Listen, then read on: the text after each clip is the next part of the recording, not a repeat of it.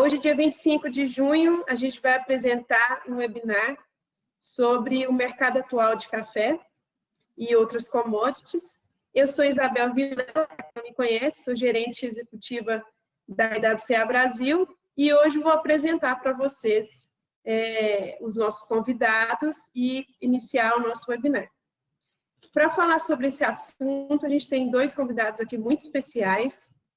Eles são da INTL FC Stone, que a partir de ontem se tornou StoneX, que é o Albert Scala, que fala diretamente dos Estados Unidos, e o Felipe Maximiliano, que trabalha na companhia aqui no Brasil. Desde já agradeço os dois pela disponibilidade de estar aqui conosco essa noite. Esse webinar é uma iniciativa da IWCA Global, nossa base que originou todo esse movimento de mulheres ao redor do mundo. Muito obrigada às nossas queridas parceiras do time da IWCA Global por essa oportunidade. A missão da Aliança Internacional das Mulheres do Café, sigla IWCA, é capacitar as mulheres na comunidade cafeeira internacional para alcançar vidas significativas e sustentáveis, e incentivar e reconhecer a participação das mulheres em todos os aspectos da indústria cafeeira. Hoje, a IWCA está presente em 25 países, possuindo o que chamamos de capítulos, grupos, ao redor do mundo. Entre eles, temos 2 capítulos formados em países consumidores, que é o caso do Japão e Austrália. Como vocês podem ver pela minha apresentação, estamos presentes em quase todos os países. Presente em quase todos os continentes. Ainda nos falta conquistar a Europa.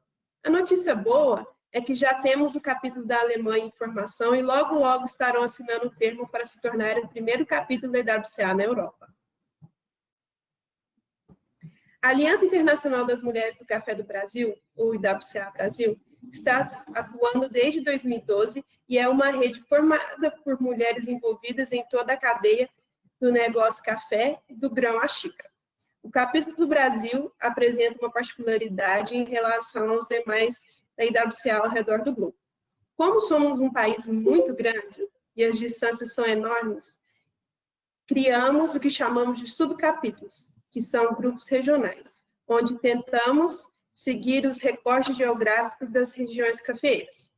Hoje somos 10 subcapítulos formados e 2 em processo de formação. Atualmente somos 509 associadas pagantes entre pessoas físicas e jurídicas, chegando ao poder de impacto aproximadamente 2.000 famílias em nossas ações. Ano passado, na Semana Internacional do Café, em parceria com a ONU Mulheres, através do projeto Ganha-Ganha, contamos com a participação de 850 pessoas pagantes no tradicional café da manhã IWCA Brasil, além de ter gerado a venda de 230 sacas de café para compradores internacionais e aproximadamente R$400 mil em negócios. Capacitamos 97 mulheres durante os 3 dias de evento e tivemos cerca de 5.000 visitas ao nosso stand no evento. Bom,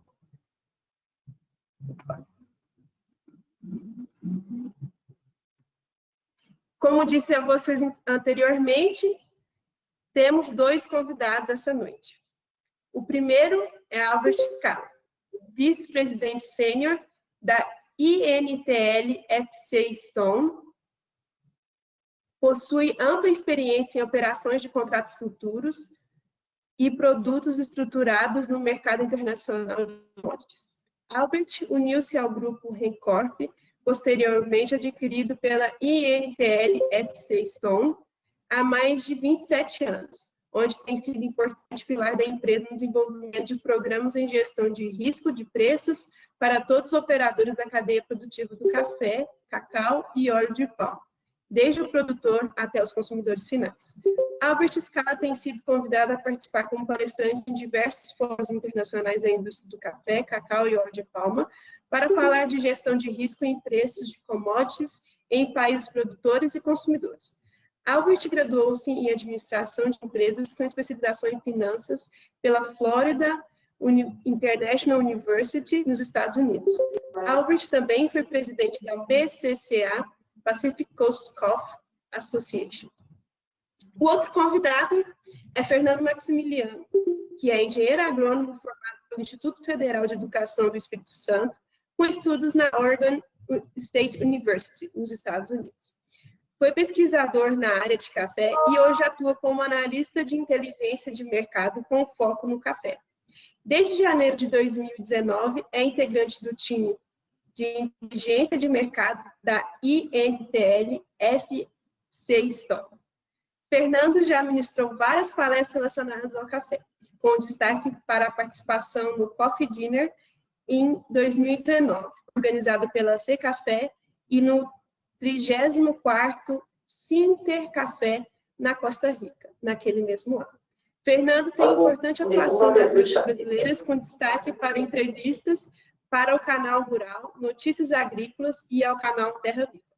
Ademais, Fernando tem citações importantes em mídias impressas, como o Valor Econômico e Folha de São Paulo. Bom, vou passar a palavra a eles. Muito obrigada. Muito obrigado, Isabel. Sejam todos bem-vindos a esta apresentação que Fernando e eu vamos fazer hoje para vocês. Eu quero agradecer a IWCA Internacional. Nós gostaríamos também de agradecer a Blanca, a Kellen, especialmente também um agradecimento para a Isabel, para fazer esta palestra.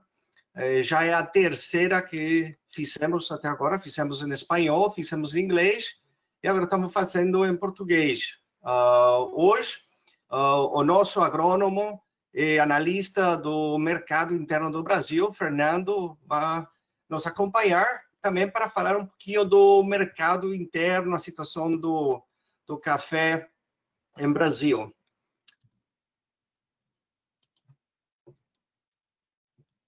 Isabel, pode confirmar se pode ver a apresentação?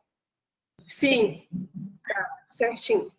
Então, o que está acontecendo? O mundo está passando por um dos seus piores momentos na história, que é a pandemia do Covid-19. O mundo não tem visto uma situação desse jeito, pelo menos há 100 anos atrás, 1918, quando foi a última pandemia. Nem a Segunda Guerra Mundial, nem a Primeira Guerra Mundial, nem todos os problemas financeiros que o mundo tem passado, nem o ataque das Torres Gêmeas em Nova York, nem a crise financeira de 2008, tem comparação ao que está acontecendo hoje, o que tem acontecido nos últimos 3 meses, na parte econômica, na parte financeira, e também todos os problemas sociais, os problemas de saúde, e também os problemas com os preços dos commodities.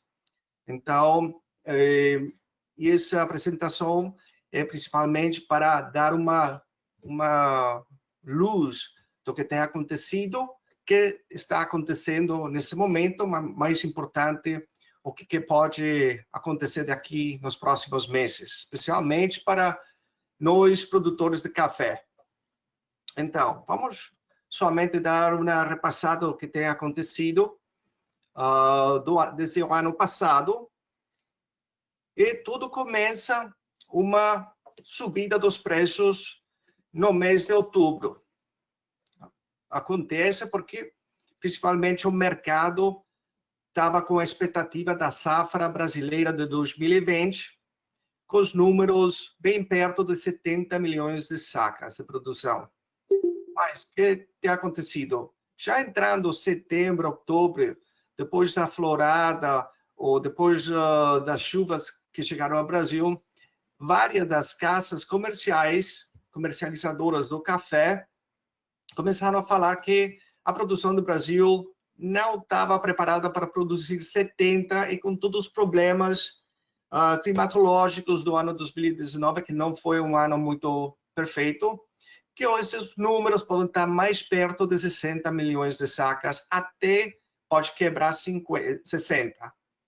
Então, o mercado começou uma subida bastante agressiva, como pode ver na gráfica, e o mercado chegou perto dos níveis de 1,45.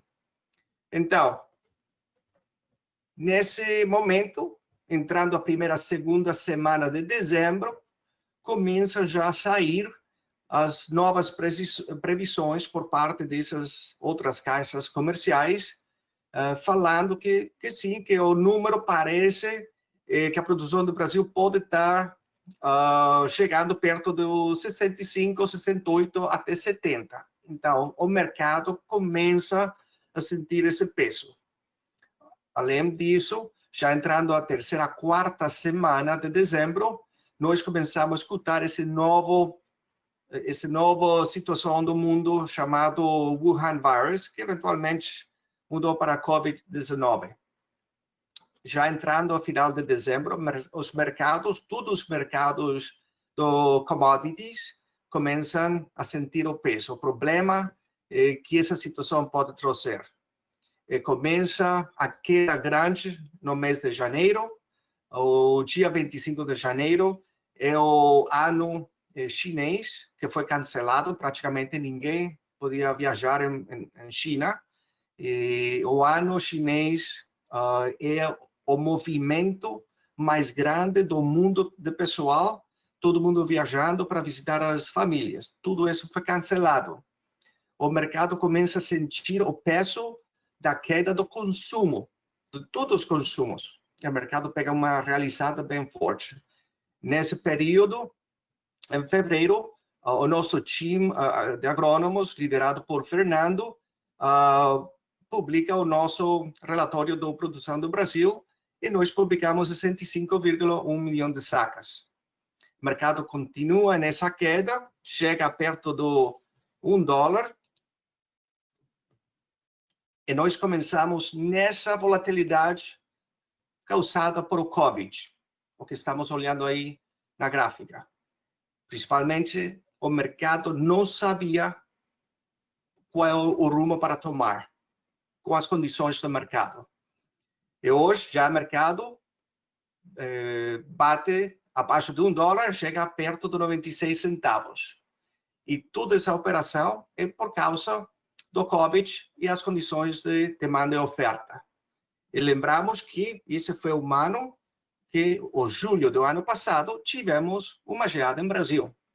E normalmente uma geada em café em Brasil é uma situação que pode duplicar os preços de café. Mas o ano passado não tem acontecido. Os números que nós tivemos foi uma queda somente de 1,5 a 3 milhões de sacas. Então, o que acontece? A volatilidade no mercado de café e todos os commodities agrícolas tem 3 ingredientes: o clima, macroeconomia global e o balanço de oferta e demanda. Nós vamos deixar a parte do clima, já todos sabemos quais são as condições do clima, principalmente o clima brasileiro, nas lavouras de produção. Então, vamos a concentrar na parte da macroeconomia global e o balanço de oferta e demanda, porque são nesses 2 pontos onde nós temos todo o movimento do mercado do café e a parte que nós temos que estudar para manter de olho o que pode acontecer. Então, hoje, o mundo é praticamente um mercado financeiro junto. Tudo que pode acontecer numa parte do mundo vai afetar o preço do outro produto na outra parte do mundo. Estamos em um web global. Então, nesse mercado global, tudo que está acontecendo na China, Europa, Estados Unidos, conflitos geopolíticos, os preços do petróleo, da energia, gasolina, tudo vai afetar todos os commodities. E hoje, esse ponto mais importante aconteceu sendo o Covid-19. Então, qual foi o problema do Covid-19? Fechou todas as economias globais. Praticamente, o mundo fechou o comércio na rua. Então, o que tem acontecido? Todo o consumo da gasolina, todo o consumo dos restaurantes, todo o consumo das lojas de café, tudo isso parou. Estamos praticamente com a expectativa que no mundo hoje, por causa da crise econômica, do fechamento, quase 2,2 milhões de restaurantes no mundo vão fechar permanentemente. E o que acontece com essa situação das economias globais e esse fechamento? 190 países foram afetados com o Covid. Foi o maior choque em gerações da história do mundo. Na parte econômica, foi o maior colapso da produção industrial da história. E pior para nós, os que trabalhamos no café, foi o maior colapso das vendas de varejo na história. E essa parte é a que nós temos que começar a abrir de novo.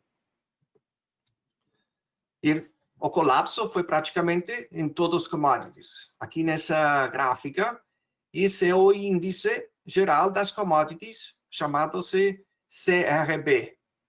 Aqui é o índice de todos os commodities e vemos que o mercado caiu ao menor valor da história. Praticamente todos os commodities pegaram uma queda muito grande. Aqui nós fizemos um estudo, começando do 14 de janeiro até 21 de abril, e nós podemos ver o comportamento de todos os commodities. E vemos que as energias, o petróleo, crude, WTI, o Brent, crude, heating oil, e gasolina, perderam quase 2/3 partes do seu valor. Açúcar, o gado, o óleo de palma, algodão, milho. Mas vemos que o café não teve uma queda tão grande, não. Até no começo, o café foi com o commodity do ouro, que subiram, não caíram, mas o mercado começou a realizar depois. O jeito que o café não caiu e subiu no início foi nos Estados Unidos, em muitos países, quando começou o confinamento por parte dos governos, a gente saiu a comprar praticamente tudo o que ela podia comprar dos supermercados para ter alimentos na casa. Então, você saía ao supermercado e praticamente vaziaram todos os mercados. Por quê? Não sabíamos quanto o confinamento ia durar. Mas já, um pouquinho mais na frente, chegando o 16 de junho da semana passada, já todos os commodities começaram a corrigir. O petróleo, a energia que caíram muito, começaram a recuperar. O café, que não tinha uma queda muito grande, começou a realizar. Já começou a calmar. O único produto que mantém positivo é o ouro. E principalmente tem dois produtos que são o produto onde todo inversionista, no momento de uma crise, pega um refúgio. É o dólar e o ouro. O terceiro ingrediente importante aqui são os fundamentos do mercado. Qual é a demanda, qual é a produção e quais são os estoques. Então, no café, a parte mais importante é o que tem acontecido com o Covid, como afetou todas as economias, e depois qual é a situação de produção e consumo no mundo. Então, vamos lá. Vamos um pouquinho para trás para entender o que está acontecendo com os ciclos repetitivos no mercado do café. Aqui temos, nas barras azuis, a produção, e nas barras amarelas é o consumo. Com exceção do ano 2018, a barra vermelha é a produção record desse ano. Mas podemos ver que dos últimos 12 anos não temos um déficit de produção de café. Sempre tivemos, além que sejam pequenos, um superávit de produção. Então, é por isso que o café, historicamente, tem uma tendência baixista. Porque, além que o consumo continua subindo, seja pouco a pouco, mas a volatilidade da produção global é muito grande. E vemos nessa gráfica Por quê? E muito desse ciclo repetitivo acontece, essa subida de 2018 foi por a grande subida dos preços dos 4 anos anteriores. Principalmente em 2014, foi a seca na parte da arábica, e em 2015 foi a seca na parte do conilon, em Brasil. E essa subida tão grande de preços gera uma inversão muito grande de todo mundo de produzir mais quantidade, e 2018 foi o resultado. A produção mundial estourou ao nível recorde. Mas isso foi uma repetição bem parecida da subida da produção de 2012 e 2013, que foi o problema da queda dos preços, e isso foi por 4 anos, de novo, de uns preços bem altos, causados por a entrada do inversionista global aos commodities, começando em 2008, e o 2011 foi o preço do café maior, sem uma geada ou uma seca em Brasil. Então, essa subida grande dos preços gera grande alta da produção. Passamos o próximo ano, 2019, e vemos que o Brasil tem, o ciclo biênio tem uma queda da produção, mas ainda, com essa queda, temos quase 3 milhões de sacas de excesso. E agora passamos para 2020, e vemos de novo essa subida tão agressiva na produção. Então, essa produção, quase um pouquinho mais de 176 milhões de sacas, vis-a-vis um consumo de 166 milhões, quase 10 milhões de sacas de excesso. E por isso que o mercado teve essa queda. Agora, esse número que nós fizemos aqui foi feito em janeiro, fevereiro, ok? Então, isso, para nós, não tem o fator COVID-19. Esses são os números que foram publicados a semana passada por a USDA, o Departamento da Agricultura dos Estados Unidos. Mas esses números, essas gráficas, nós já tivemos publicado de janeiro a fevereiro, e parte é por o trabalho que tem sido feito por Fernando. Nós já tínhamos esses números de fevereiro. Então, tudo agora, nós temos que perguntar o que vai acontecer em 2020, 2021. Porque essa safra, essa produção 2020, temos que estudar o que vai acontecer com o COVID na parte da produção e o consumo. E tem 2 fatores os quais causaram toda essa volatilidade no mercado. O primeiro foi que o mercado estava se perguntando: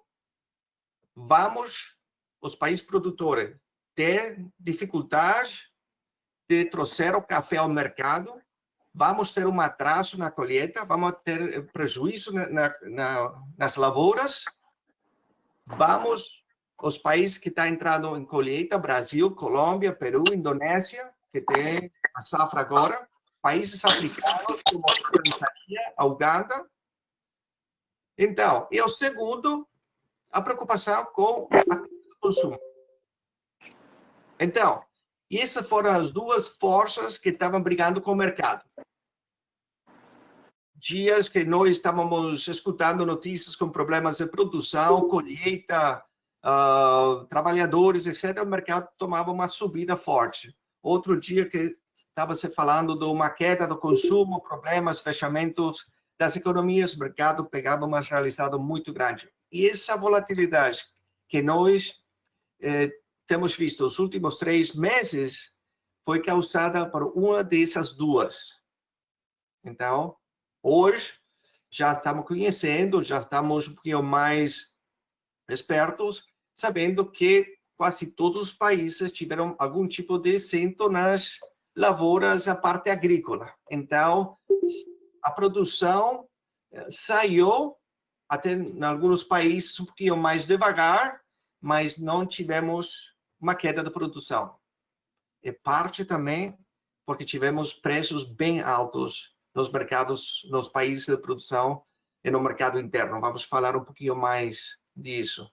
Mas o problema é o consumo. O consumo doméstico na casa aumentou forte. Os supermercados, os pontos de venda de alimentos tiveram um incremento bem grande das vendas, mas o problema foi o consumo fora da casa que caiu. Tudo que nós chamamos HoReCa, hotel, restaurante, cafeterias, escritórios, todo esse consumo praticamente virou zero. E esse é o problema principal dos preços de café, é a preocupação do mercado. Ainda temos preocupação no mercado na primeira pergunta, preocupação com a produção e a colheita, porque o maior produtor do Brasil está passando por momentos bem críticos. No dia 14 de maio, o Brasil tinha 178 mil casos, mas ontem quase bate 1,2 milhões de sacos, e o mundo ainda está muito preocupado por a situação da saúde. É o segundo país mais afetado depois dos Estados Unidos. Então, ainda o mercado vai ser afetado por muita volatilidade nos preços do nosso café. Mas agora, porque temos outro problema, agora está começando de novo outra subida dos casos do vírus. A China, a Europa, a Alemanha, Estados Unidos, hoje temos 21 estados já com uma subida muito preocupante com os casos do vírus. Aqui na Flórida, virou-se o epicentro agora do vírus. Até agora era New York, agora virou a Flórida. Então, a situação não tem parada. Em muitos países da Latinoamérica ainda tem problemas.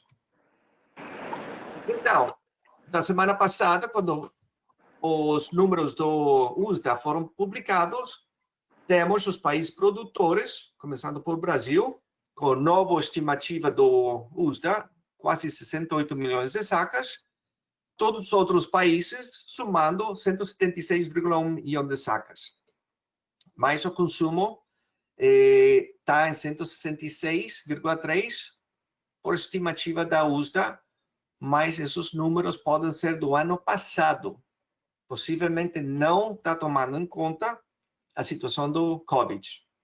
Mas, além disso, estamos com uma situação preocupante de quase 10 milhões de sacas de sobreprodução. E esse é o número que nós temos que atacar.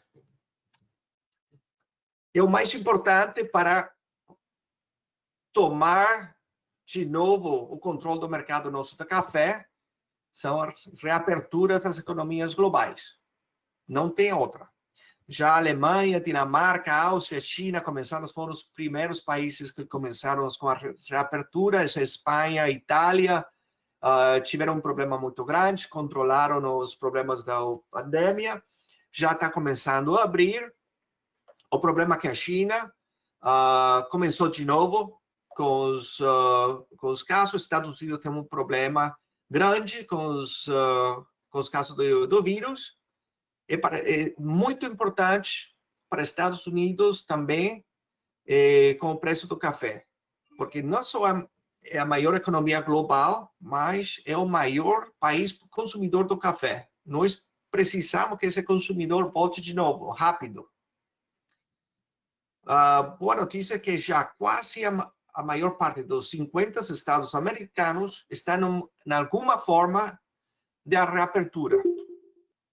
Mas a maioria dos países latinos ainda tem algum tipo de confinamento mandatório. Isso é importante a parte dos Estados Unidos, sendo o maior consumidor do mundo, porque quando começou a pandemia, que o governo começou a fechar a economia, até o dia 18 de abril, Estados Unidos perdeu 26,5 milhões de empregos. Os novos pedidos de auxílio de desemprego nos Estados Unidos em 5 semanas estourou a 26,5 milhões de pessoas. 3 semanas depois, o 14 de maio, 10 milhões de pessoas pedem auxílio de desemprego. E isso são os consumidores de café que já estão fora do mercado. Então, esse consumidor, o que acontece? A parte que não tem emprego, para o consumo na rua, porque temos que fazer poupança, mas agora temos que pensar, se eu vou comprar café, vou comprar o café mais caro, ou vou tentar comprar, ou fazer um pouquinho de poupança. Então, tudo isso afeta nosso mercado. E essas condições de desemprego se repete em todo o mundo. Ontem, o Fundo Monetário Internacional publicou que no mundo quase 300 milhões de pessoas perderam o emprego. Esse é um desemprego mais grande quase da história. Em 2 meses.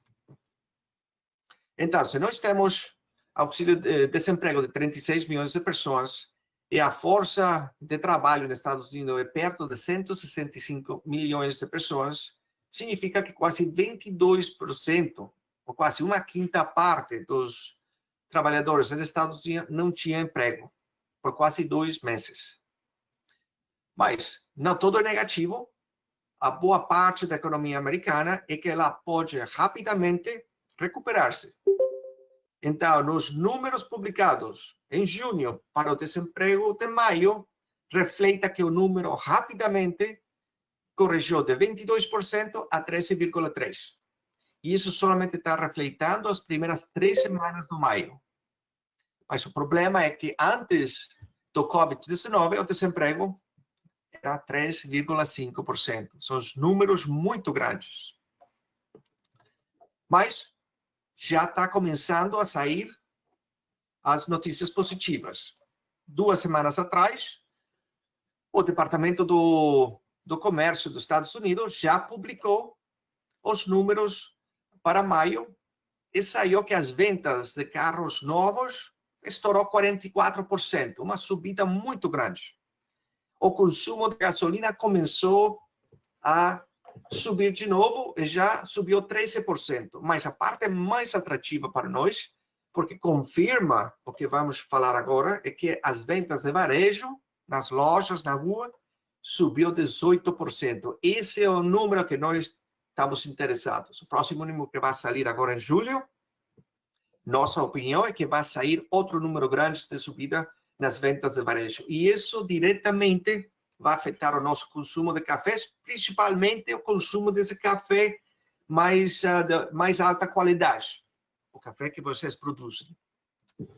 Mas temos que ter uma coisa muito importante, que aqueles de vocês que têm escutado minhas palestras anteriormente, da 2014, eu venho falando muito forte que temos o mundo do café concentrar-nos mais na promoção do consumo. Porque se nós não estamos promovendo o consumo, quem que vai promover o consumo? Hoje, mais que nunca na história, e esse ponto é importante. Então, precisamos agressivamente promover esse consumo, não somente nos países de destino, mas, mais importante, nos nossos países produtores.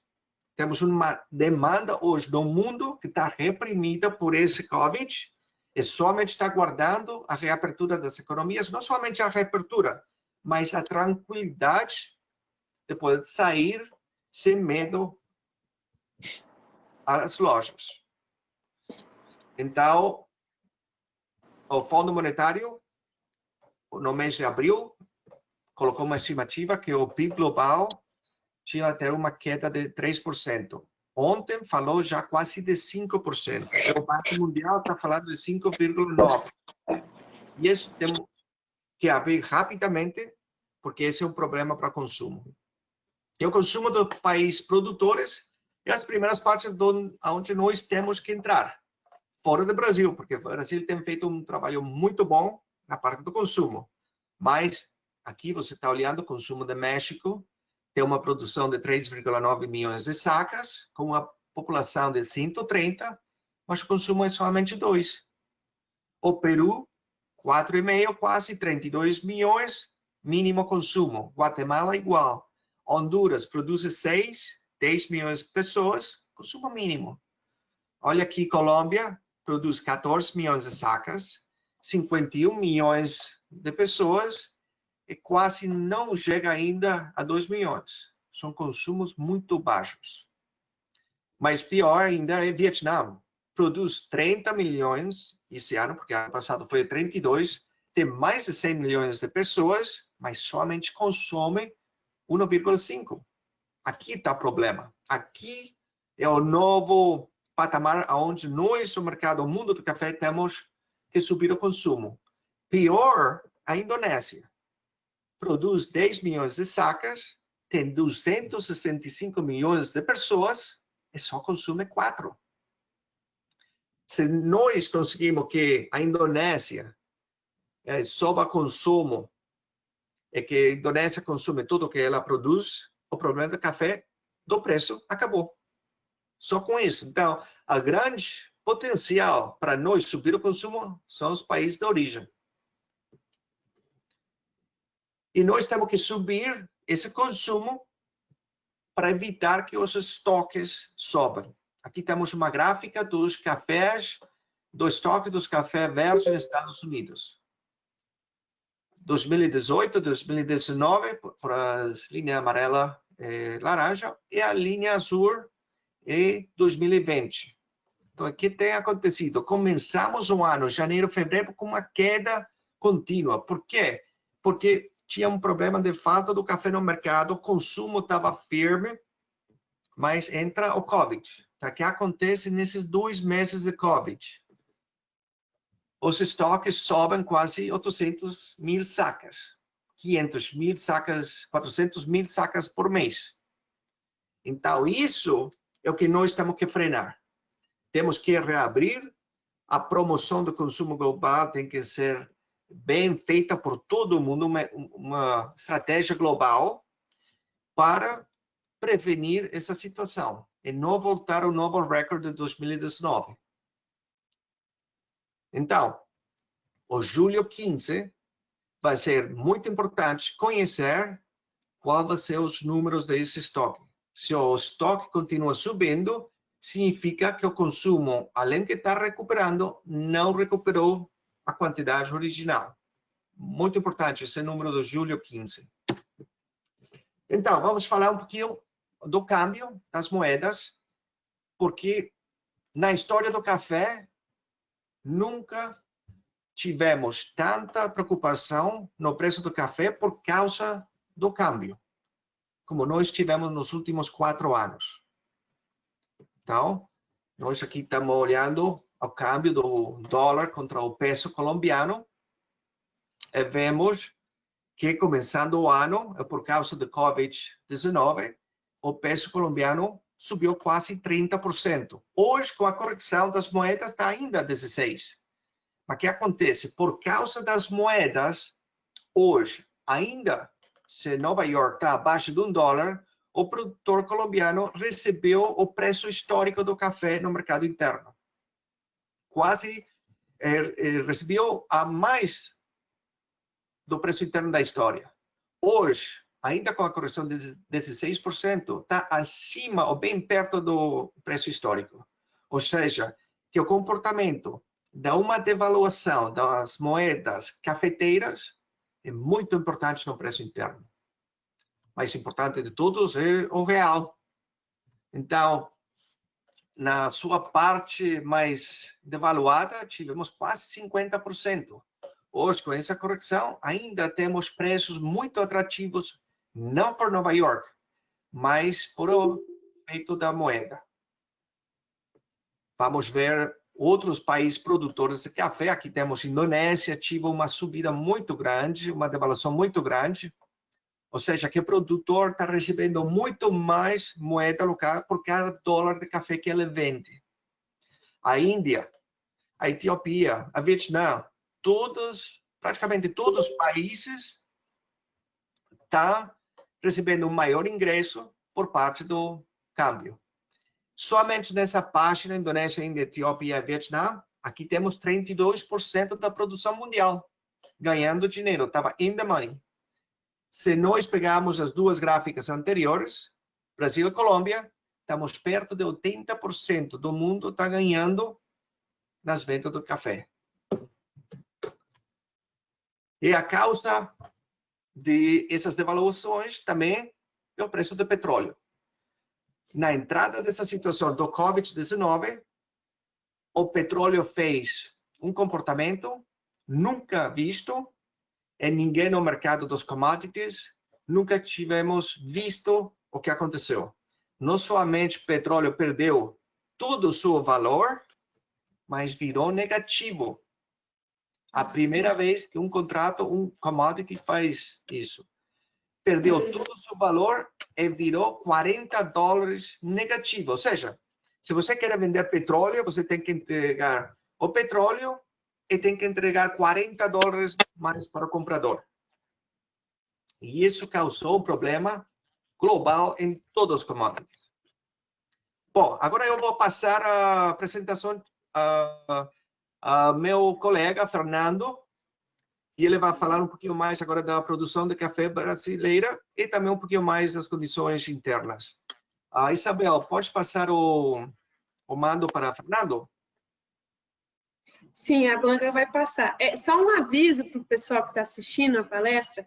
Quem tiver dúvida, perguntas, pode, por favor, mandar aqui no bate-papo, que no final da apresentação dos dois eu vou ler para eles, ok? Tá com comando aí, Fernando? Sim, sim. Boa noite, pessoal. Primeiramente, eu gostaria de agradecer à IWCA pela organização do evento, pelo convite, agradecer a Blanca, a Isabel e todas que trabalham, né, e fazem parte aí dessa organização tão respeitada. Eu gostaria de agradecer também o Albert para poder, pelo convite, pela participação nesse evento. Eu acho que é um evento muito importante para a gente estar esclarecendo essa perspectiva que a gente tem para o mercado de café, o que a Stonex agora, né, antiga INTL FC Stone, vê para o mercado de café. E pegando o gancho no que o Albert vem comentando, e ele comentou muito bem a respeito de como que o mercado até respondeu e responde, além das questões internacionais, dentro do balanço de oferta e demanda, ele responde às questões internas do Brasil. Por isso, a grande importância do Brasil. Eu gosto até de comentar, inclusive é uma fala do Albert, que às vezes o brasileiro tenta procurar saber do que está acontecendo fora do Brasil, mas não olha para o Brasil, que é o mais importante. As movimentações, os efeitos da safra brasileira, elas têm um impacto muito grande no mercado internacional, e é por isso que a gente vai falar dessa questão com um pouco mais de detalhe. Além disso, a gente vai comentar também como que a gente está conduzindo os trabalhos na Stonex para poder tentar trazer mais clareza para essa questão da produção brasileira de café. Então, primeiro eu vou voltar aqui, né, no gráfico de preço. O Albert já mostrou esse gráfico de preço já, mas eu queria comentar de novo sobre a questão da produção brasileira. Ele até comentou no início de fevereiro, né, a gente divulgou os números da FC Stone para a safra brasileira. A gente já aí tinha uma perspectiva de um novo recorde para a produção brasileira. O mercado já estava no início de uma tendência baixista naquele momento. E aí, se a gente observar aqui mais recente, né, a gente vê aí que a publicação da estimativa do USDA, que foi recente, no dia 21 de maio, ela veio como o último empurrão para os preços de café e derrubaram aí os preços para abaixo do nível dos 100 centavos de dólar, que é um nível psicológico muito importante em Nova York. Então, a gente vê aí o tamanho da importância da safra brasileira dentro desse contexto. E a gente vai explicar ainda que existe toda uma questão por trás disso, principalmente com relação às estimativas de safra. Mas vamos aí entender qual que é a representatividade do Brasil. Isso é só para a gente introduzir o assunto. Mas os dados do USDA, né, para a safra desse ano no Brasil, eles estimam aí que a safra brasileira deve representar quase 40% da safra global. Isso é enorme, isso é um peso gigante. Então, a produção brasileira ela é a referência aí para a gente entender o que pode acontecer com esse mercado, né? E, claro, da mesma forma, a gente vê as exportações. O próprio USDA espera aí, né, estima que em 2020 e 2021 o Brasil represente com quase 30%, né, 29,8% das exportações mundiais de café. Então, o Brasil, de novo, aí, um grande player em termos de produção e um grande player em termos de exportação. Claro, o Brasil também é um grande player no consumo. O Albert até comentou que é um trabalho bom que tem sido conduzido aqui no Brasil nesse sentido. Acho que é muito válido a posição do Albert no sentido de estimular esse consumo nas origens. E aqui no Brasil a gente está indo muito bem, a gente tem um consumo muito bom aqui no Brasil, e é uma coisa que a gente espera que seja replicado em outras origens, né? Mas então, dentro desse contexto da importância do Brasil nessa questão do balanço de oferta e demanda global, a gente vem com as estimativas. E aí eu trago algo polêmico. É polêmico a estimativa de safra brasileira, porque o mercado ele tem uma visão, vários participantes têm uma visão dessa safra brasileira. Eu não falo apenas em 2020 e 2021, eu falo ao longo dos anos. A gente tem até aí uma tabela com as estimativas de 2018, 19, 19, 20, 20, 21. Mas o que eu quero chamar a atenção, e que é um dos desafios que a gente tem dentro do mercado de café, e a gente tem dentro do Brasil, é a clareza na questão do balanço de oferta e demanda. É um mercado, o café é um mercado pouco claro. Exemplo, e por que eu falo isso? Porque se a gente pegar a menor estimativa e a maior estimativa de safra que a gente tem disponível no mercado hoje, que são as estimativas, a menor, a do IBGE, que é um órgão brasileiro do governo, né? E a maior estimativa do USDA, que o Albert acabou de comentar, que fala de quase 68 milhões de sacas. Enquanto a USDA fala de 68 milhões de sacas, a Conab fala em 57, o IBGE fala em 57. Então, gente, tá aí um ponto de falta de clareza na questão do mercado, porque se a gente interpretar o balanço de oferta e demanda com o número do IBGE, por exemplo, considerando uma estimativa de 57 milhões de sacas, a gente passa a falar em déficit. A gente estaria, se a safra fosse realmente 57 milhões de sacas, hoje a gente estaria com os preços subindo e uma preocupação generalizada com a questão da oferta do café. E o que não é verdade, o que não está acontecendo. E aí, por outro lado, a gente tem vários participantes do mercado que têm uma visão similar. Por exemplo, a gente vê o USDA, que tem uma estimativa de quase 68 milhões, e a maioria das estimativas do mercado estão acima dos 65 milhões de sacas. E aí eu venho para poder até comentar da FC Stone, hoje Stonex, né? A gente tem conduzido um trabalho, a nossa equipe, né, tem tentado trazer aí trazer mais clareza para essa questão do balanço de oferta e demanda. Então, a gente tem conduzido estudos, não é só no Brasil, a gente tem membros, participantes do time que estão em outros países, mas no Brasil a gente tem conduzido estudos de safra, a campo mesmo. Eu coordeno os estudos, a gente vai a campo, a gente faz as amostras, a gente visita as propriedades, a gente completa a amostra, a gente faz os cálculos estatísticos para tentar estimar essa safra brasileira. É uma tarefa fácil? Não, é um desafio, de fato, mas é um trabalho que a gente tem feito, e o nosso objetivo é trazer clareza para o mercado, porque a FC Stone, a Stonex, nós somos imparciais no ponto de vista de produção de café. Nós somos uma corretora, mas a gente não tem o café, a gente não comercializa o café nós mesmos. Então, para a gente não faz diferença criar um número que tenha um tom altista ou um número que tenha um tom baixista. O nosso objetivo é trazer um número que é real, a estimativa do que é a realidade da produção brasileira. Então, a gente estimou até no ano, em 2021, a produção do Brasil em 65 milhões, enquanto a gente ainda está na banda inferior da maior parte das estimativas do mercado, enquanto tem estimativas que falam de 67, 68, mas a gente está bem acima, a gente estima um número bem acima do que os órgãos do governo têm estimado, né, o IBGE e a Conab.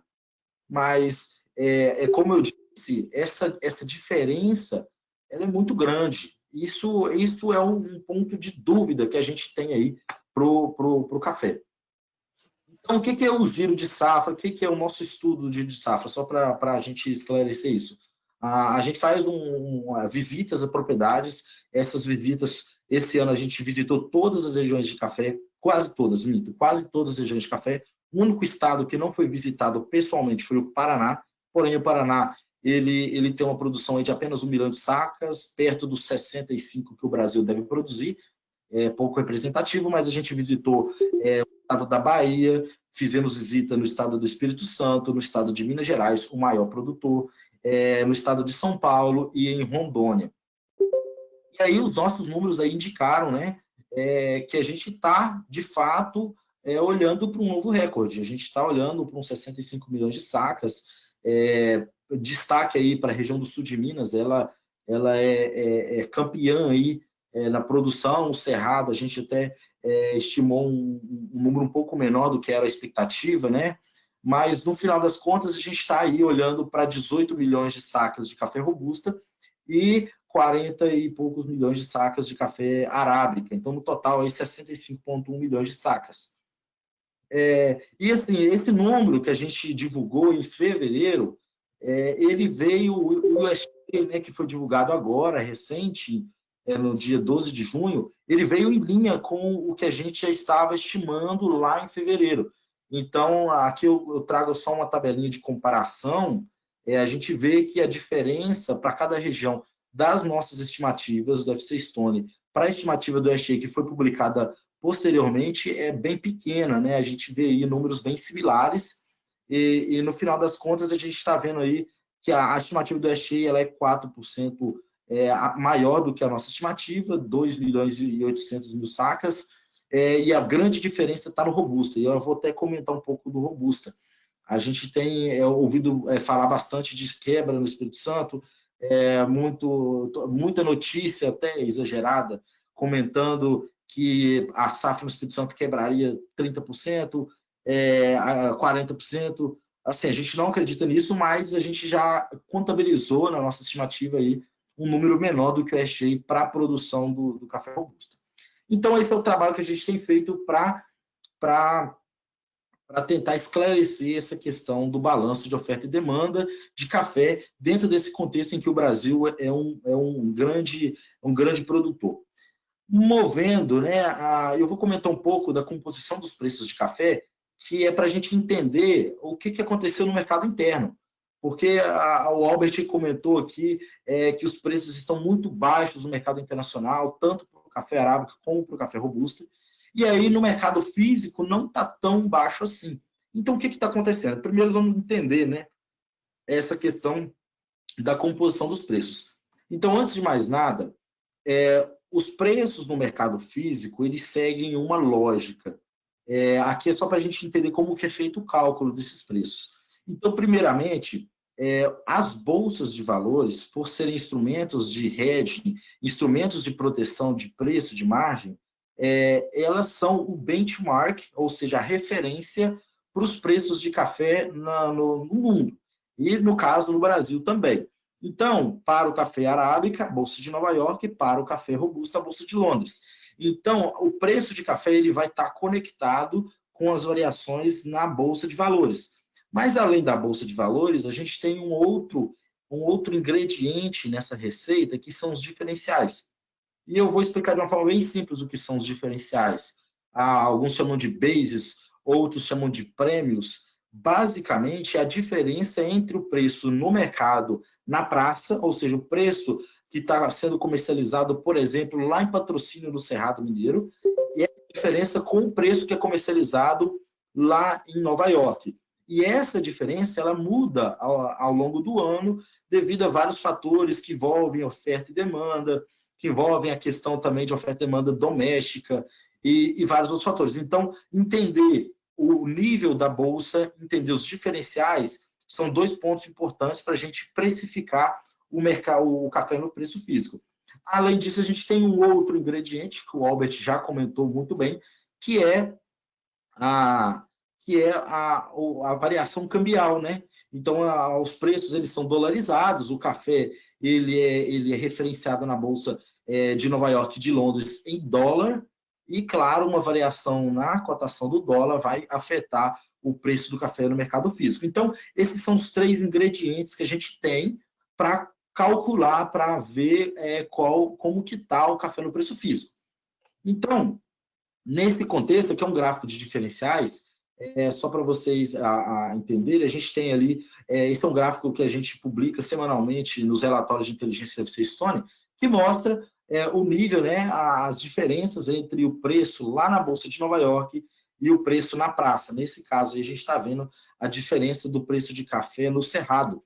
E isso é muito importante, depois o Albert vai até comentar como que você pode interpretar isso para poder tomar uma decisão.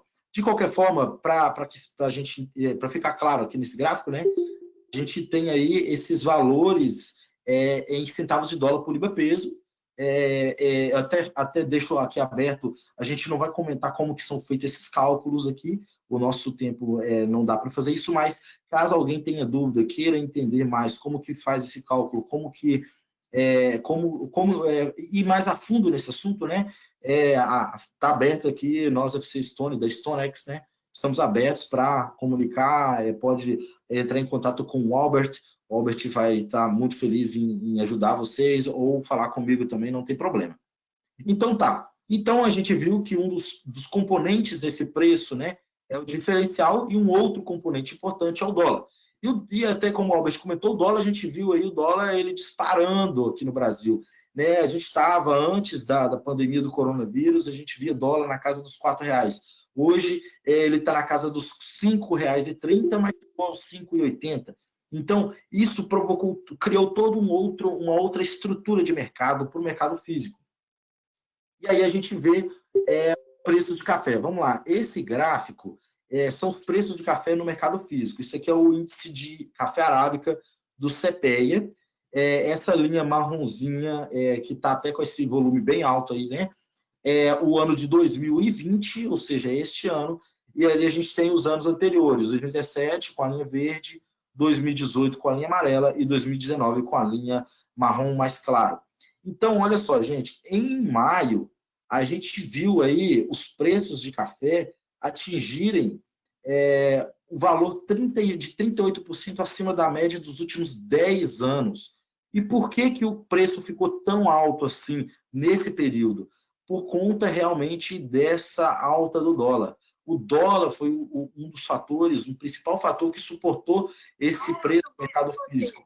É aquilo que o Albert até comentou, a questão que os países produtores, devido a essa valorização do dólar, eles estão sendo remunerados, né? O preço de café nos mercados físicos dos países produtores ele está em níveis, igual na Colômbia, níveis que não foram nem vistos antes, o mais alto da história. Então, esse é o cenário que a gente vê aí do café arábica. Ainda, ele recuperou, né? A gente viu aí uma recuperação do preço físico, mas ainda está em um bom patamar se comparado com o histórico do café arábica no Brasil, devido ao dólar. Então, aí é um ponto de alerta para poder monitorar, porque uma queda no dólar poderia mudar todo esse cenário. E aqui nesse gráfico é só para a gente ver novamente, né, que os preços eles reagiram com a alta do dólar. Eu quis trazer esse gráfico pelo fato de que a gente pode ver nessa linha marrom embaixo que os preços no mercado futuro, na Bolsa de Nova York, ele na realidade ele está baixo, muito mais baixo do que a gente viu aí no início do ano e no final do ano passado. Porém, os preços do físico ele chegou a atingir valores mais altos do que a gente viu no ano passado, né? Então, isso tudo é o efeito do dólar. E como que está o café robusta, né? Que também é um outro uma outra variedade do café muito importante aí para a gente entender no Brasil, e tem toda uma correlação, né? O café robusto ele não está nos seus maiores valores da história, ele está um pouco abaixo da média dos últimos 5 anos, porém ele está aí 16% acima do patamar que a gente viu no ano passado.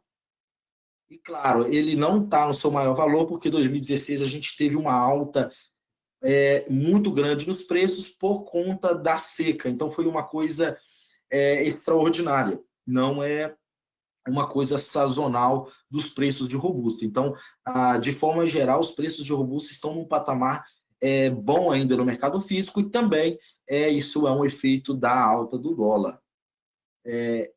E a gente falando de café robusta, né, eu até quis trazer esse gráfico aqui para comentar um assunto que é interessante. Foi até pauta de uma publicação recente na Folha de São Paulo, e é interessante porque o café robusta brasileiro ele nem sempre foi um café competitivo no mercado internacional. Então, por muitos anos, as exportações de robusta brasileiro eram muito baixas devido à questão de oferta e demanda e tudo mais, mas hoje o café robusta brasileiro ele é o café mais competitivo no mercado internacional.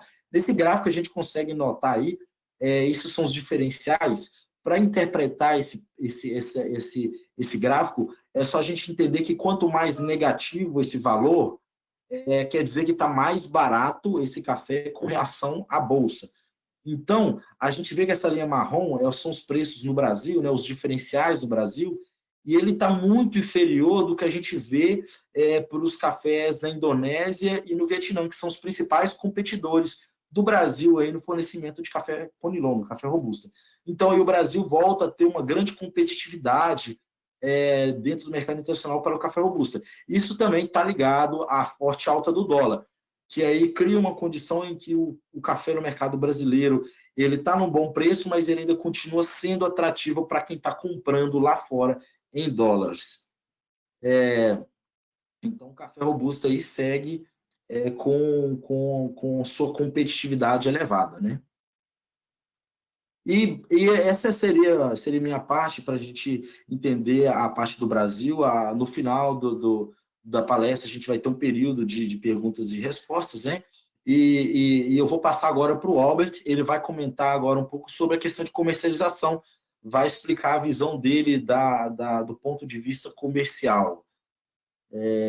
Isabel, Blanca, poderia passar para o Albert?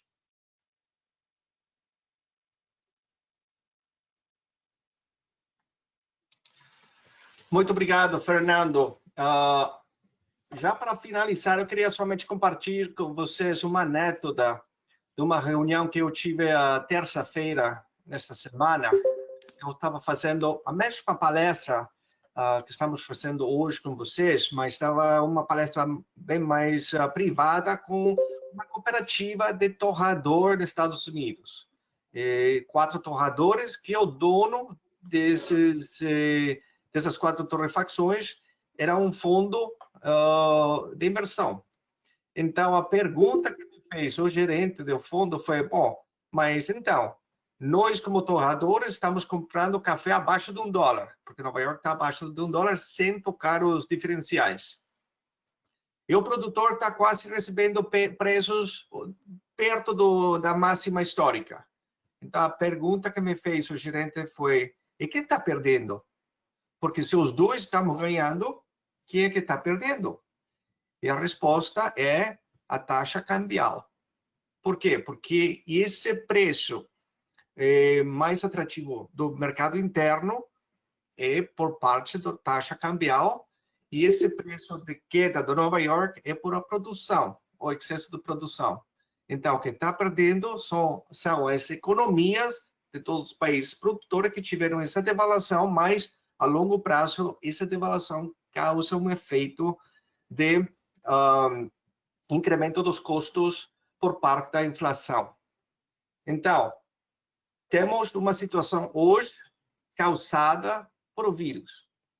Temos uma subida dos preços causada por devaluação. Alguns países tem preços também, não somente por a devaluação, mas por a subida dos diferenciais de cada país.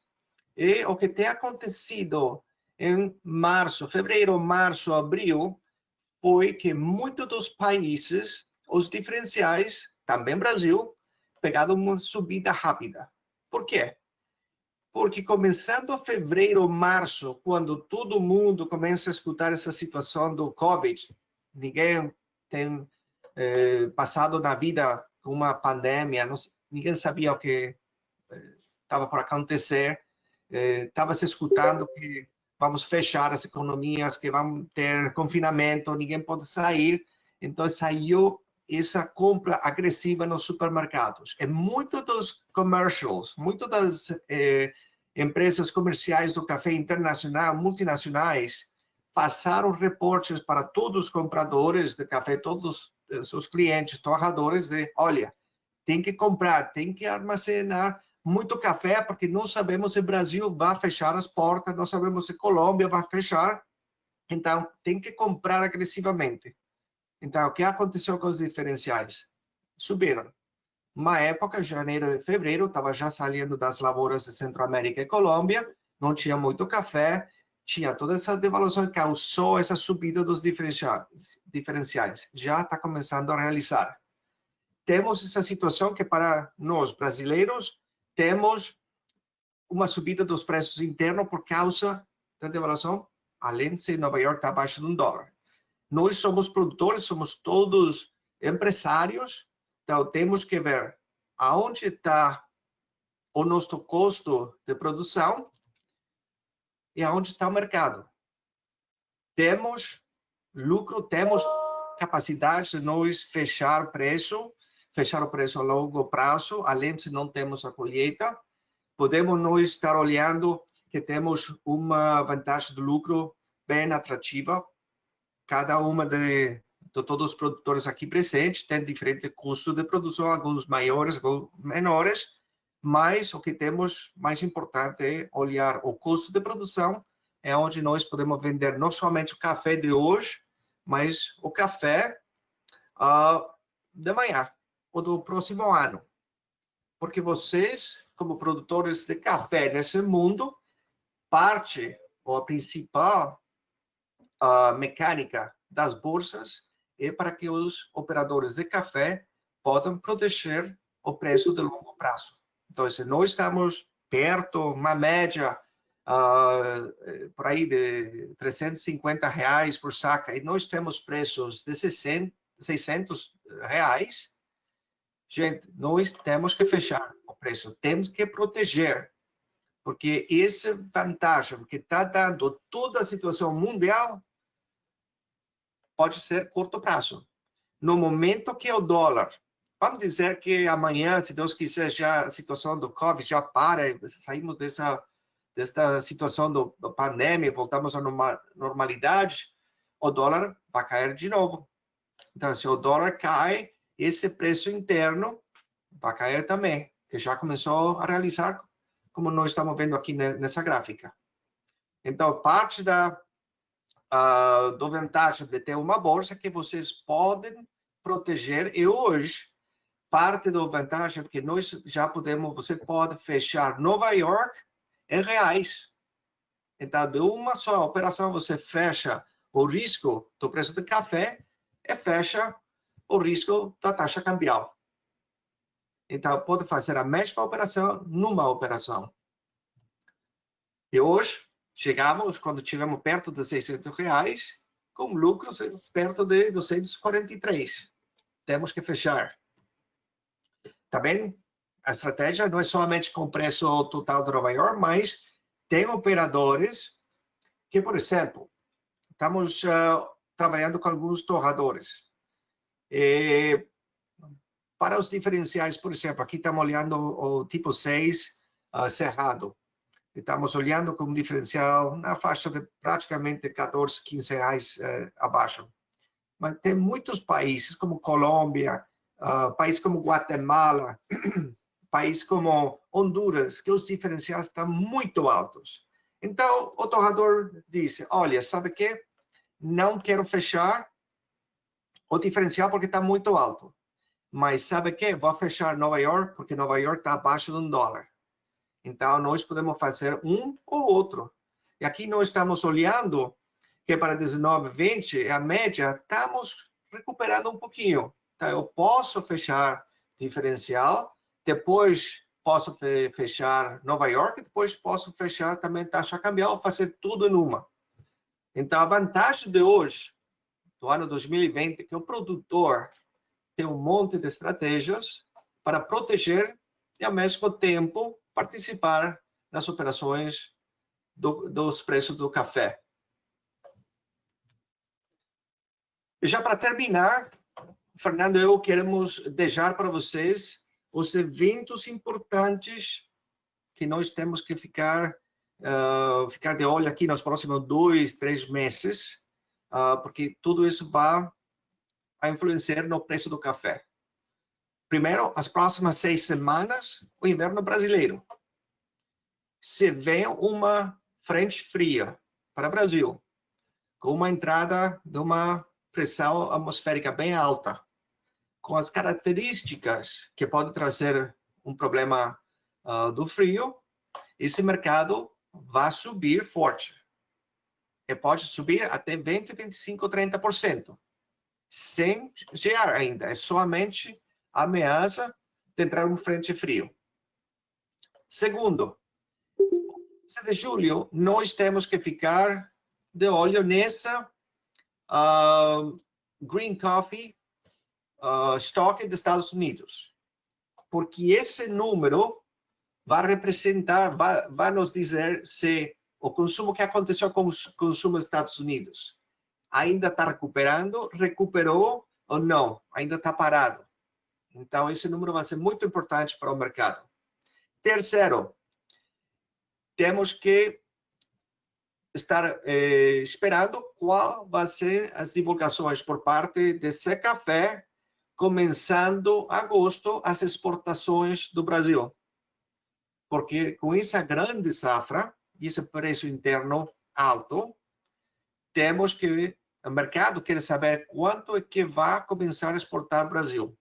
Porque se o Brasil começa a exportar acima de 4 milhões, o que acontece? Essas estimativas de safra altas estavam certas, e isso vai ser outro peso para o mercado, para os preços lá fora. Quarta, já é a parte positiva de tudo isso, já tudo que tem acontecido já está sendo refletido nos preços de Nova York. Já o mercado sabe tudo isso. Já o mercado sabe que tem uma safra grande, já o mercado sabe que tem uma queda do consumo na rua, já sabe tudo, já está tudo dentro do preço. Então, o que acontece? Saindo dessa safra, entrando agosto, setembro, vai começar com as suas expectativas para a safra 2020-2021. Então, essa safra vai ser o ciclo menor do Brasil, e isso vai ter uma queda importante para a safra 2021, e depois o mercado vai ficar com a expectativa das chuvas. Vamos ter uma boa florada ou não? Então, já tudo negativo já está dentro do mercado. Agora, já estamos passando a segunda página. E outra coisa, gente, muito importante, são as eleições em novembro dos Estados Unidos. Temos, possivelmente, as eleições mais complicadas, mais difíceis, pelo menos da minha vida. Então, o que acontece? Depende que o presidente sai, qual é o primeiro produto que vai afetar? O dólar. De novo, voltamos à taxa cambial. Se mantém o presidente Trump na Casa Branca, o dólar vai ficar firme. A economia vai ficar refletindo um dólar firme. Mas se entra a parte do candidato Biden, o dólar pode ter uma queda. Então, essas eleições, e daqui às eleições, que falta ainda 4, 5 meses, tem muito que acontecer. E a coisa que agora o mercado vai ficar de olho e como vai esses casos do Covid-19. E essa segunda entrada do Covid vai ser uma segunda entrada forte, uma entrada da qual pode ser controlada. Então, já para terminar, Fernando e eu queremos agradecer a IWCA, a Blanca, a Isabel, a todos os participantes por esse momento que nos concederam. E queremos, Fernando e eu, queremos deixar somente a última fotografia. E tem que ficar de olho atenção nessa fotografia. Porque vamos a voltar ao futuro, viu? E isso vai ser o que vai acontecer daqui a pouco tempo. Temos que estar preparados para fazer fila para comprar essa xícara de café. E esse é a volta ao futuro, vamos a voltar e temos que estar preparados. Em nome de Fernando, em nome de INTL FC Stone, hoje chama-se StoneX, queremos agradecer a sua atenção. Muito obrigado.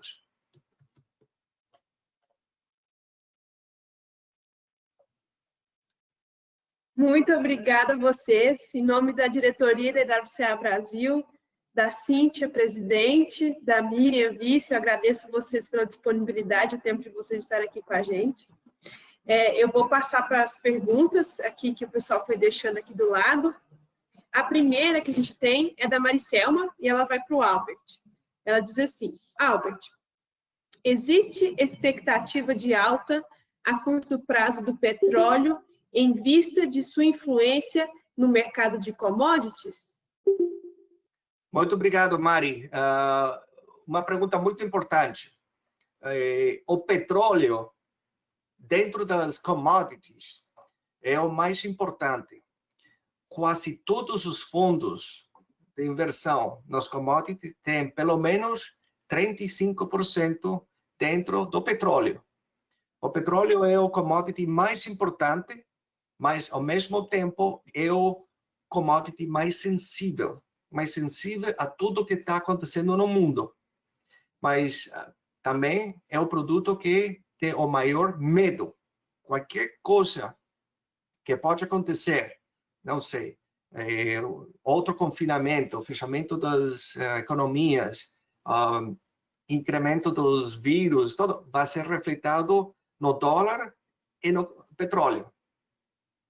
Já hoje, o petróleo tem recuperado um bom caminho, porque o petróleo foi até $40 negativo, recuperou, estava na faixa de 8, 10 dólares, e já 2 dias atrás, fechou acima de $40 positivo. O único que nós precisamos aqui são duas coisas. Reapertura das economias, é o segundo que tem muita influência, a parte psicológica, isso que o consumidor ele precisa ter certeza que a tranquilidade já está começando a voltar, que eu posso sair ao restaurante, ir a uma loja sem uma preocupação de contágio. Então, no momento que isso começa a reabrir as economias, você vai olhar que o petróleo vai voltar de novo para 50, 55 dólares. Se a situação empeora, pois então vamos ter uma queda, mas pelo momento vamos ver. Obrigada, Albert.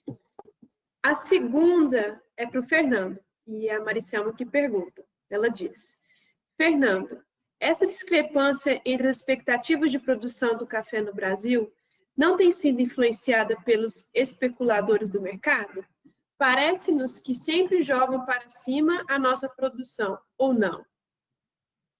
Boa noite, muito obrigado, Mari, pela pergunta. É realmente uma pergunta muito importante, já ouvi essa pergunta algumas vezes. Eu não vou entrar no lado polêmico da pergunta, mas eu vou entrar no lado técnico da pergunta. E, inclusive, esse é o principal motivo que a gente tem conduzido esses trabalhos para tentar estudar e entender melhor essa produção brasileira, Mari. E nesse quesito, existem essas especulações, se existe ou não uma influência dos especuladores, mas uma coisa é certa: os números estimados pelas agências brasileiras, Conab e IBGE, eles não condizem com a realidade por um simples fator. Se a gente somar as exportações brasileiras, que é do último ano, perdão, e a gente somar com o consumo brasileiro, que a BIC estima, porque a gente falar em produção, né, é muito difícil a gente quantificar isso, mas a exportação, de fato, ela foi quantificada. Esse café ele passou no porto, ele foi contabilizado. E aí a gente veio, no último ano, a gente exportou quase 40 milhões de sacas. A gente soma mais 20 e poucos milhões de sacas que foi consumido, segundo os dados da BIC. Se a gente até reduzir essa estimativa do consumo, considerar aí 19, 20 milhões de sacas para o consumo, a gente soma esses dois, é 200 sacas.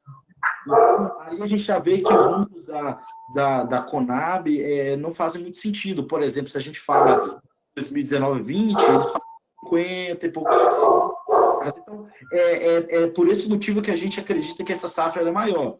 E aí a gente tem conduzido, então, esses trabalhos para poder trazer uma informação idônea para o mercado.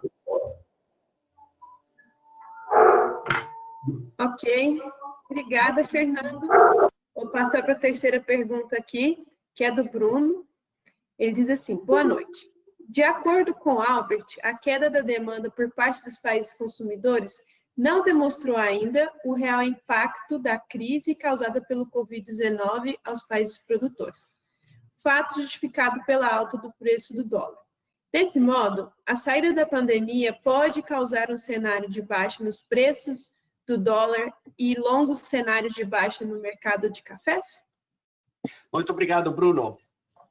Pergunta muito acertada. Olha, sempre que os mercados têm algum medo, preocupação, situação grave, o dinheiro sai das inversões e vai para o dólar, e para o ouro. Então, essa é a situação que nós temos visto agora com a devaluação das moedas internacionais e as moedas do café. Se o mercado volta de novo para uma tranquilidade, já está saindo do problema do vírus, já está saindo uma vacina, etc., sim, o dólar vai começar a realizar a primeira parte. Então, se o dólar realiza, o mercado não sobe, então vamos ter uma baixa de preços no mercado interno. Mas agora, o mais importante na parte do preço a longo prazo é a demanda e a oferta. Então, eu também responder parte da pergunta anterior, da parte dos fundos, a especulação nas análises. Os fundos, pelo menos com aqueles gerentes que eu falo, a primeira pergunta que ele me faz sempre: como está a demanda e a oferta do mundo? Como está o Brasil? Qual é a produção do Colômbia? Então, o mais importante que nós, no mundo do café, como produtores, temos que encaminhar e fazer uma promoção global, um esforço global de todo o mundo de promoção de consumo. Porque, ao longo prazo, todos esses fundos, todos esses operadores, o que eles operam a longo prazo é supply and demand. Qual é a demanda, qual é a oferta e quanto estoque fica no mercado. Já toda a parte negativa, a maior parte, já está no mercado. Então, eu acho que já entrando para agosto, entrando setembro, nós vamos começar a estimar qual vai ser essa produção de 2021. Então, se Deus quisesse ter uma queda bem forte, então nós vamos ter uma recuperação dos preços. Mas, uma vez mais, a mais importante é a demanda e a oferta e o balanço dos estoques. Obrigado, Bruno. Obrigada, Albert. Agora, acho que é a nossa última pergunta, é a do Flávio. Ele diz assim: como está a situação da América Central na cafeicultura global com esta crise? Olha, Centro-América tem passado uma situação bem grave, já dos últimos anos. A produção da Centro-América subiu os últimos 2 anos, depois da crise do ferrugem, que tiveram 4 ou 5 anos atrás. Começou a recuperar. Mas o que aconteceu? Centro-América tive uma situação de que o mercado tivesse essa despencada, que já temos vistos. somente foi recuperado um pouquinho para a subida dos diferenciais, que ajudou. Então, hoje, Centro-América, por exemplo, a Guatemala tem um mercado bem perto de 95 centavos e tem um diferencial que chegou a 70, ou seja, está vendendo café a 1,65. Outros países como Honduras chegou a produzir 8 milhões de sacas por quase 2, 3 anos, umas produções muito boas, e já o ano passado tive uma queda importante, e esse ano está recuperando, mas fica com 6 milhões. Honduras está vendendo 30 acima de Nova York. E Honduras tive também um pouquinho de ajuda para a devaluação, mas a maior parte de Centro-América não tive ajuda da devaluação. Por exemplo, Guatemala tive revalorização. El Salvador é dolarizado. Equador também é dólar. A Nicarágua não tive movimento. México tive ajuda da devaluação, mas é uma produção pequena. Então, a ajuda principal que recebeu a Centro-América foi a subida dos diferenciais. Mas já hoje, os diferenciais estão refletindo um pouquinho de queda. Já tenho falado com nossos clientes lá em Guatemala, Honduras, e já está dizendo, por exemplo, Honduras, Guatemala falou, já vendia 70, mas hoje estou tentando oferecer 55, não tem comprador, porque a demanda sumiu. Então, centrais tem um problema. A produção, a renda da produção é baixa, não é alta, não. E além dos preços da produção, o custo de produção é bem alto. E a única coisa que está ajudando foi os diferenciais. Ok, obrigada. Bom, agora eu vou ler os comentários que o pessoal deixou aqui para a gente. A Paola escreveu, muito obrigada. Albert e Fernando, excelente. Kenny escreveu, parabéns, informações preciosas nesse momento. Obrigada. Gisele Sampaio, obrigada, Fernando e Albert. A Maricelma também agradeceu a você, Albert, Fernando e a WCA, e o Bruno também agradeceu. Pessoal, muito obrigada pela presença de vocês. No final, aqui a gente também gostaria de deixar um agradecimento especial para os nossos parceiros. Eles são os parceiros que fazem possível acontecer todas as iniciativas que a WCA tem, que são a Starbucks, Peet's Coffee, Coffee by Design, GNP Coffee, Royal Cup Coffee, Ampersand, Dietrich, Sustainable Harvest, Frank e Rayleigh. Muito obrigada a todos vocês, muito obrigada à WCA Global, que fez ser possível esse nosso encontro. Muito obrigada, Albert, muito, muito obrigada, Fernando. E aqui fica os nossos sites, se vocês quiserem ver alguma coisa sobre a IWCA Global e a IWCA Brasil. Obrigada. Muito obrigado a todos. E também a IWCA vai ter uma cópia dessa palestra, dessa apresentação, por se você quiser uma cópia. Muito obrigado Muito a todos. obrigada. Foi um prazer enorme ter participado e estamos aí disponíveis para a demanda de vocês no futuro. A gente agradece muito pela disponibilidade de vocês. Obrigada. Um abraço enorme. Tchau. Bye bye. Obrigado, boa noite. Obrigada, Blanca. Tchau, tchau. E você também, Luiz? Eu apoio.